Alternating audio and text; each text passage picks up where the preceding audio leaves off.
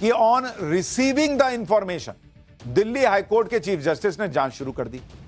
यानी कुछ जानकारी मिली, भाई खबर तो आज आई, लेकिन जांच पहले से चल रही थी। दिल्ली हाईकोर्ट के चीफ जस्टिस ने ऑलरेडी जांच शुरू कराई थी, तो उनको भी कुछ जानकारी मिली होगी, तभी ना जांच शुरू कराई। नहीं तो हाईकोर्ट के चीफ जस्टिस पहली नजर में मामले को खारिज कर देते कि ना, ऐसा हुआ ही नहीं। अब कुछ लोग इस बात से भी हैरान हैं कि जस्टिस वर्मा के घर 14 मार्च यानी होली वाले दिन रात को आग लगी थी। तो यह खबर आज 7 दिन बाद मीडिया में सामने कैसे आ रही है? क्या इतने दिन इस खबर को दबाकर रखा गया? यह भी सवाल उठ रहा है। और इन सवालों के बीच एक गजब खबर और आ गई। कहानी में ट्विस्ट नंबर 2। आगजनी की घटना पर फायर डिपार्टमेंट ने रिपोर्ट जारी की, जिसमें डिटेल्स ऑफ अफेक्टेड एरिया में यह कहा गया कि आग स्टोर रूम में लगी थी, कुछ कागज और कुछ सामान जला। इसके अलावा दिल्ली फायर सर्विस के चीफ अतुल गर्ग ने कहा कि आग बुझाने के दौरान कोई कैश मिला ही नहीं। कहानी में इतना बड़ा ट्विस्ट आ गया। भाई फायर डिपार्टमेंट के लोग कह रहे हैं कि पैसा तो मिला ही नहीं वहां जज साहब के घर से। यानी इस रिपोर्ट और इस तरह के बयान के जरिए ऐसा लग रहा है कि फायर ब्रिगेड की रिपोर्ट में तो कैश का कोई जिक्र ही नहीं है। इसके साथ ही यह सवाल उठने लगा कि क्या जस्टिस वर्मा के घर कैश मिला भी या नहीं।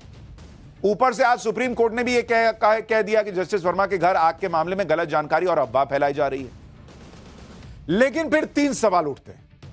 पहला सवाल, जब 14 मार्च को आग लगी थी और फायर डिपार्टमेंट की जो रिपोर्ट आई उस पर 21 मार्च की तारीख है, यानी 7 दिन बाद फायर डिपार्टमेंट की यह रिपोर्ट सामने आई, जिसमें कहा गया है कि उस दिन तो कोई कैश मिला ही नहीं था। 7 दिन बाद इस रिपोर्ट आने का क्या मतलब? और अगर कोई कैश मिला नहीं था तो यह कैश की कहानी कैसे बाहर आई? 7 दिन फायर डिपार्टमेंट क्या कर रहा था?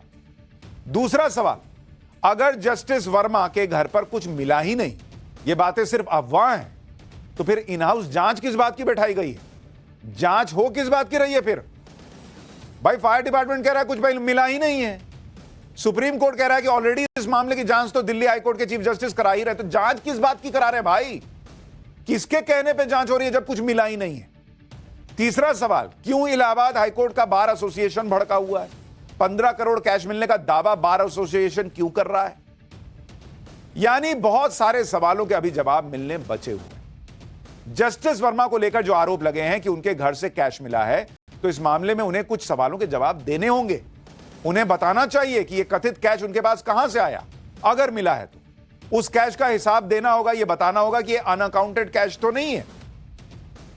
आपके मन में भी सवाल होगा कि जैसे नेताओं को अपनी संपत्ति घोषित करनी होती है, भाई एक चीज यह भी आपको मान के चलना होगा, हो सकता है कि भाई जस्टिस वर्मा का अपना पैसा हो, यह भी तो हो सकता है, या कोई और चीज का पैसा रखा हुआ हो घर में। तो इसलिए पूरी तरह से यह नहीं कहा जा सकता कि भाई पैसा मिल गया इसका मतलब कुछ करप्शन ही हुआ है। लेकिन अभी तो पहले यह तय होना कि पैसा मिला या नहीं मिला। हालांकि आपके मन में सवाल भी होगा कि जैसे नेताओं को अपनी संपत्ति घोषित करनी होती है, जैसे अधिकारियों को अपनी संपत्ति की जानकारी देनी होती है, वैसे क्या जजेस को भी अपनी संपत्ति सार्वजनिक करनी होती है या उन्हें कोई हिसाब देना पड़ता भी या नहीं? नियम के मुताबिक साल 1997 में 1997 में सुप्रीम कोर्ट ने खुद यह फैसला किया था कि सभी जजेस को अपने संपत्ति को डिक्लेयर करना चाहिए या करना होगा। साल 2009 में सुप्रीम कोर्ट ने एक प्रस्ताव पारित किया कि जजेस की संपत्ति की जानकारी कोर्ट के आधिकारिक वेबसाइट पर अपलोड की जाएगी या नहीं की जाएगी, यह पूर्णतः जज की मर्जी पर निर्भर करे। साल 2009 में ही दिल्ली हाईकोर्ट ने भी एक प्रस्ताव पारित किया और सभी जज इस पर सहमत हुए कि वो अपनी संपत्ति की जानकारी सार्वजनिक करेंगे। साल 2024 में एक आरटीआई के हवाले से दावा किया गया कि देश भर के सभी हाईकोर्ट जजेस में से सिर्फ 13% जजेस ने अपनी संपत्ति की जानकारी पब्लिक डोमेन में दी हुई। यानी देश के 25 हाईकोर्ट में 749 जजेस हैं, उनमें से 98 जजों ने अपनी संपत्ति की जानकारी सार्वजनिक की थी, बाकी ने नहीं की। यह आरटीआई में बात सामने आई।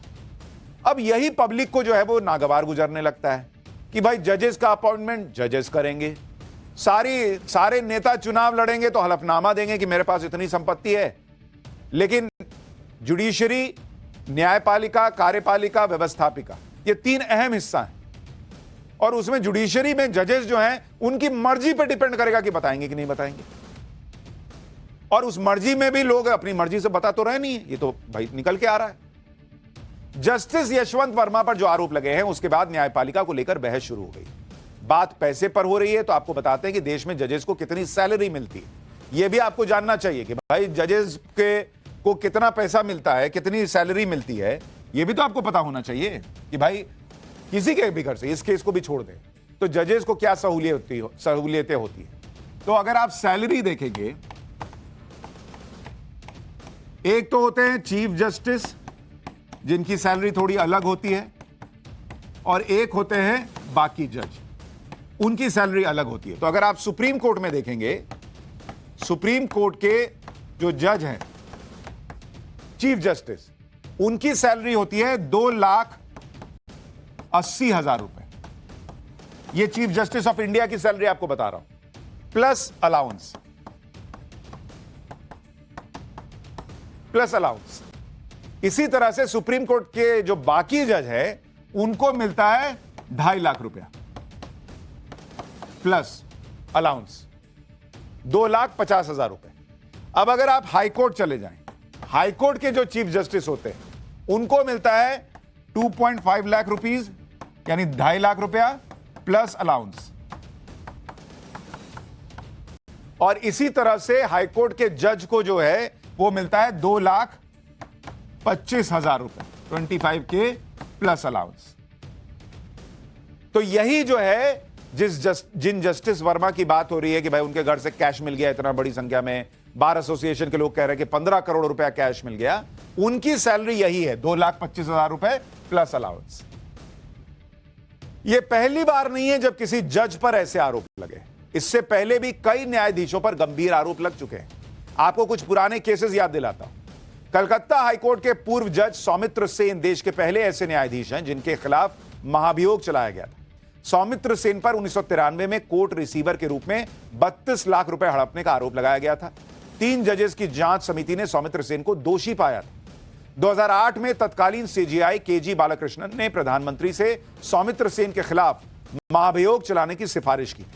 अगस्त 2011 में सौमित्र सेन के खिलाफ राज्यसभा में महाभियोग प्रस्ताव पास हुआ। सितंबर 2011 में लोकसभा में महाभियोग प्रस्ताव पर विचार किए जाने से पहले ही सौमित्र सेन ने इस्तीफा दे दिया।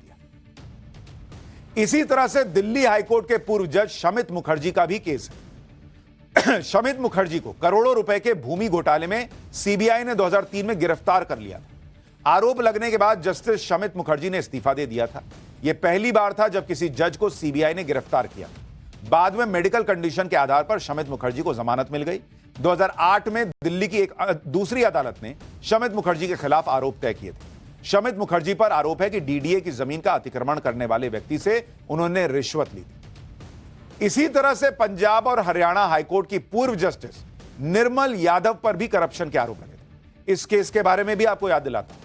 13 अगस्त 2008 को पंजाब और हरियाणा हाईकोर्ट की जस्टिस निर्मलजीत कौर के घर पर 15 लाख रुपए पहुंचाए। तत्कालीन एडवोकेट जनरल के मुंशी प्रकाश राम 15 लाख रुपए लेकर जस्टिस निर्मलजीत कौर के घर आए थे। निर्मलजीत कौर ने फौरन पुलिस को फोन किया और 15 लाख रुपए के साथ मुंशी को पुलिस के हवाले कर दिया। दरअसल 15 लाख रुपए जस्टिस निर्मल यादव के लिए भेजे गए थे, लेकिन गलती से जस्टिस निर्मलजीत कौर के पास पहुंच गए। मामला सामने आने के बाद जस्टिस निर्मल यादव के खिलाफ जांच शुरू हुई, जो अभी तक जारी है।